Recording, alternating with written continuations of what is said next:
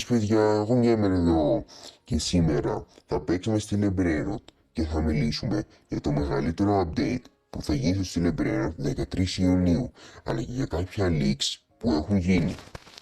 Το πρώτο είναι ότι θα αλλάξει ο χάρτης. Μπορεί να προσθέσει και άλλα base, αλλά μπορεί και να βάλει κρυφά σημεία μέσα στο χάρτη και να πρέπει να τα βρούμε. Το δεύτερο είναι ότι θα μπει πόγιος όρφος. Άμα πάμε πίσω από το base μας, θα δούμε ότι αυτό δεν υπήρχε παλιά. Άμα πάμε και λίγο πιο κάτω, θα δούμε ότι ούτε αυτό υπήρχε παλιά. Λέτε παιδιά να μπει στα αλήθεια υπόγειος όρφος. Και άμα μπει, θα θέλουμε όλοι να βάλουμε εκεί τα καλύτερα μας brainots. Λέτε να μπει, γράψτε κάτω στους comments.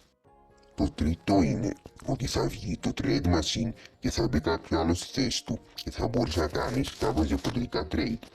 Ο Σάμι στο Discord έγραψε ότι θα μπορείς να κάνεις trade τα παλιά πράγματα που έχεις αγοράσει από το shop.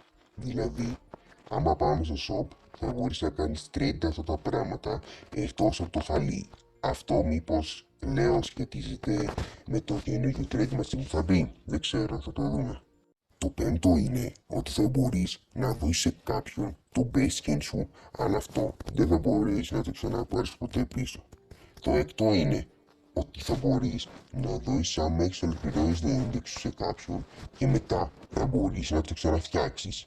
Λέω εγώ μήπως αυτό σχετίζεται με το καινούργιο trade μας που θα μπει, δεν ξέρω, θα δούμε. Το έβδομο και το πιο σημαντικό για μένα είναι ότι στα duels θα μπει rank system.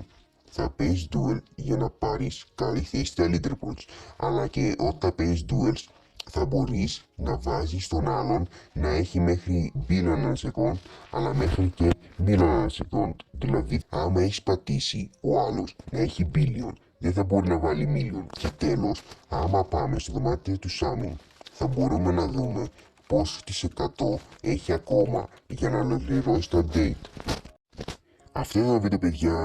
Άμα σας άρεσε κάντε like και εγγραφή και πατήστε το κουμπινάκι για να σας έρχονται όλες τις ειδήσεις και γράψτε μου στα comments άμα θέλετε να κάνουμε και άλλα τέτοια βίντεο. Bye bye.